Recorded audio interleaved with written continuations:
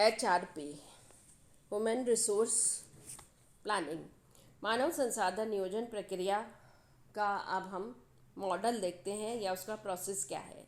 मानव संसाधन नियोजन प्रक्रिया के प्रथम चरण के अनुसार हम 7 तरह के चरणों में हमने इसको विभक्त किया है। तो सबसे पहला इसका चरण आता है संस्था के उद्देश्यों एवं नीतियों का विश्लेषण। मानव संसाधन नियोजन संपूर्ण संस्था के उद्देश्यों एवं उसकी नीतियों के क्रियान्वयन के लिए ही किया जाता है। अतः मानव संसाधन नियोजन संस्था के उद्देश्यों लक्ष्यों के आधार पर किया जाता है। इस दृष्टि से मानव संसाधन नियोजन के लिए समग्र संस्था के उद्देश्यों एवं नीतियों का अध्ययन और विश्लेषण करना आवश्यक है। संस्था के उत्पादन, विपणन, वित्तीय शोध और विकास आदि सभी कार्यों के क्षेत्रों का या उद्देश्यों का नीतियों का अध्ययन आवश्यक है।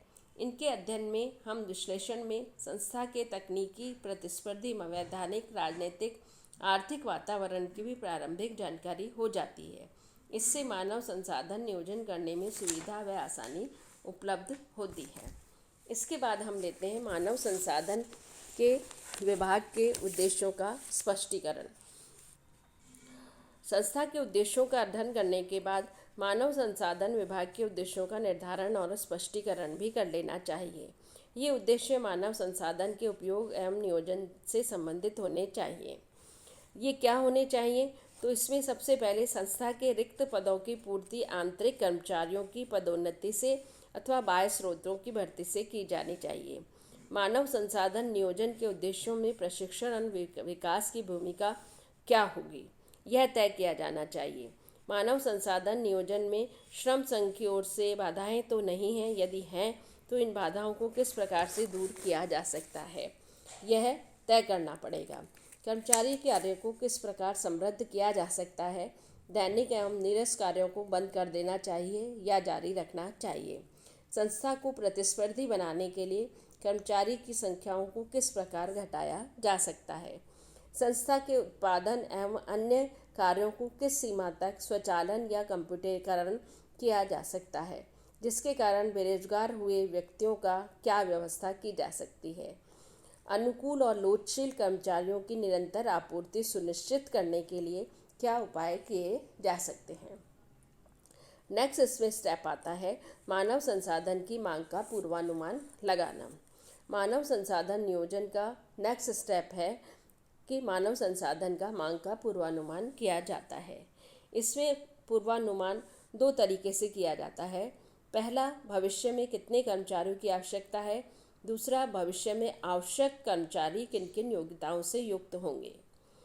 मानव संसाधन की आवश्यक संख्या, उनकी योग्यताओं एवं निर्धारण सामान्यतः संस्था के दीर्घकालीन नियोजन तथा वार्षिक बजट के आधार पर किया जाता है। फॉर एग्जाम्पल, एक निर्माणी संस्था में विक्रय बजट के आधार पर उत्पादन नियोजन किया जा सकता है। इसके आधार पर उत्पादन व विक्रय विभाग के कर्मचारियों की संख्या, योग्यताओं का पूर्वानुमान किया जा सकता है। मानव संसाधन की मांग का पूर्वानुमान करते समय अनेक बातों पर ध्यान देना चाहिए। इनमें से कुछ बातें आंतरिक होती हैं, जबकि कुछ बातें बाह्य वातावरण से संबंधित भी हो सकती हैं। आंतरिक बातों में बजट की सीमाएं, उत्पादन का स्तर, नवीन उत्पाद, सेवाएं, संगठन संरचना इत्यादि। बाह्य वातावरण में संबंधित बातों में प्रतिस्पर्धा, आर्थिक संनियम एवं नीतियां, नियामक संस्थाएं, आर्थिक, तकनीकी, सामाजिक, राजनीतिक वातावरण आदि प्रमुख हैं।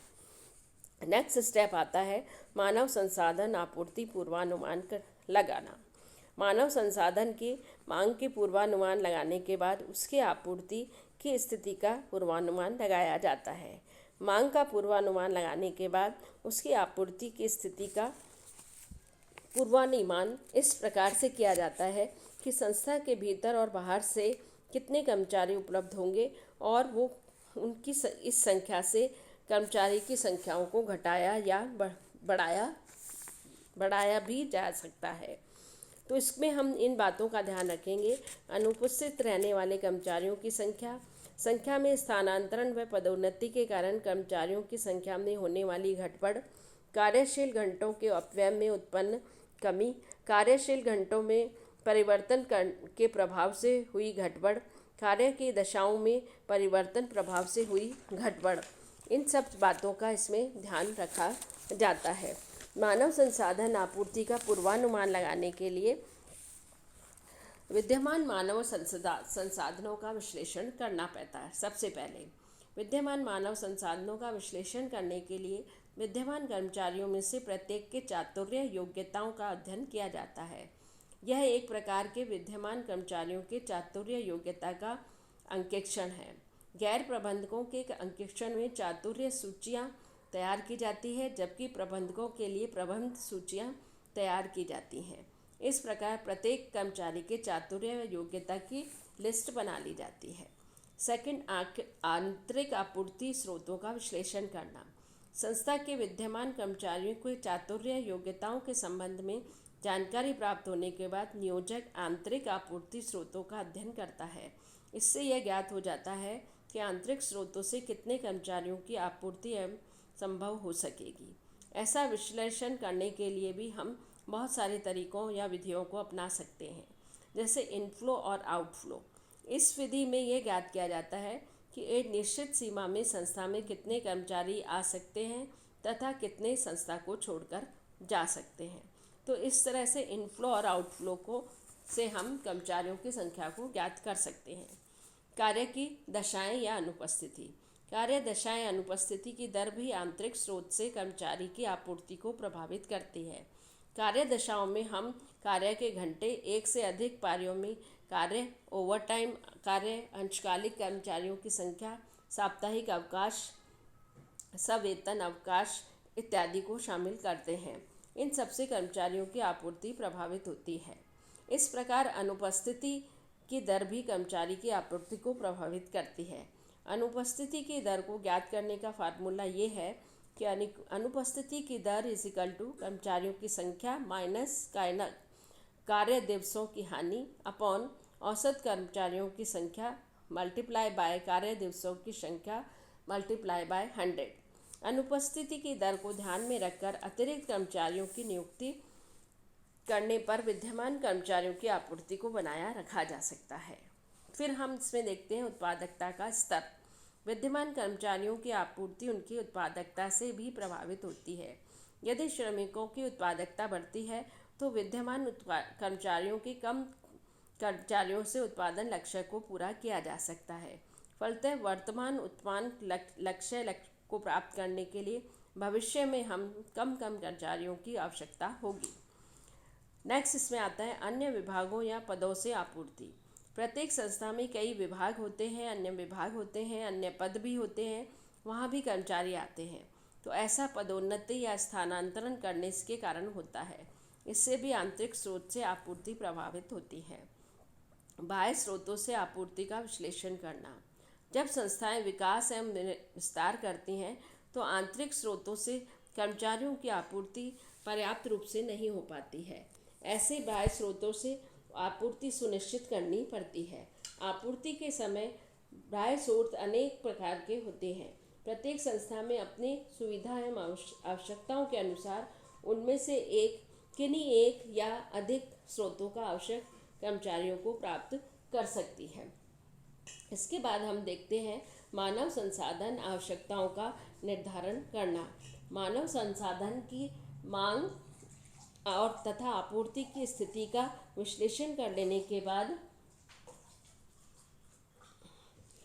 संस्था की मानव संसाधन की आवश्यकताओं का निर्धारण किया जाता है। इस हेतु मानव संसाधन की मांग, आंतरिक स्रोतों से आपूर्ति और उनकी तुलना की जाती है तथा आपूर्ति में कमी को ज्ञात किया जाता है। इससे यह ज्ञात हो जाता है कि भविष्य में कब, कितने और किन योग्यताओं वाले कर्मचारियों की आवश्यकता होगी। इस प्रकार मानव संसाधन की योजना का निर्माण हो सकता है। नेक्स्ट इसमें आता है कार्य योजनाओं का निर्माण। मानव संसाधन आवश्यकताओं का निर्धारण हो जाने के बाद उनकी प्राप्ति हेतु कार्य योजनाओं का निर्माण किया जाता है, जिसमें भर्ती योजना। इससे ये निर्धारित हो जाता है अपेक्षित संख्या में निर्धारित योग्यताओं वाले व्यक्ति कहाँ से उपलब्ध होंगे। पुनः नियोजन योजना, जिसके द्वारा यह निर्धारित किया जाता है कि विद्यमान कर्मचारियों को वहाँ पर पदोन्नति दी जा सकती है या स्थानांतरित किया जा सकता है। थर्ड है आधिक्य निवारण योजना, जिसमें अधिक कर्मचारियों की छटनी कामबंदी यानी ले ऑफ की स्वैच्छिक सेवानिवृत्ति की योजना बनाई जा सकती है। प्रशिक्षण योजना, इसमें विद्यमान कर्मचारियों के साथ साथ नए चेहरों को भी के रूप में प्रशिक्षित करने के लिए योजनाएं बनाई जाती है। उत्पादकता योजना, इसमें कर्मचारियों की उत्पादकता को बढ़ाने के लिए प्रोग्राम किए जा सकते हैं ताकि लोगों से अधिक कार्य पूरा हो सके। प्रतिधारण योजना, इसमें संस्था में रोकने, अनुपस्थिति न होने, अच्छा पारिश्रमिक देने, अच्छी कार्यदशाएं सुधारने कार्यक्रम संबंधी कार्यक्रमों को शामिल किया जाता है, जिनसे संस्था में कर्मचारी बने रह सकें या रोके जा सकें। कोई भी कर्मचारी इनमें से किन्हीं एक या दो अधिक कार्य योजनाओं का क्रियान्वयन करके संस्था में कर्मचारियों की आपूर्ति को सुनिश्चित कर सकता है। एंड लास्ट इसमें आता है मानव संसाधन नियोजन का यथासमय मूल्यांकन एवं नियंत्रण भी अनिवार्य है। इस हेतु प्राप्त परिणामों को इसके उद्देश्यों एवं लक्ष्यों से निरंतर तुलना करनी चाहिए। इस कार्य के परिणामों से उच्च प्रबंधकों को अवगत करवाना चाहिए। यदि नियोजक क्रियान्वयन से परिणाम से अपेक्षित नहीं है तो नियोजन में आवश्यक सुधार करना चाहिए। फॉर एग्जाम्पल, यदि निर्धारित संख्या में निर्धारित योग्यता वाले व्यक्ति निर्धारित समय पर नियुक्त नहीं हो जाते हैं तो आवश्यक उपाय करने चाहिए। इतना ही नहीं, कर्मचारियों की उपलब्धि की लागत में बजट का निर्धारण लागत से तुलना करके लागत पर नियंत्रण भी रखना चाहिए और यदि आवश्यकता हो तो अधिक कर्मचारियों की नियुक्ति की जानी चाहिए या उन्हें हटाकर लागत का नियंत्रण किया जा सकता है।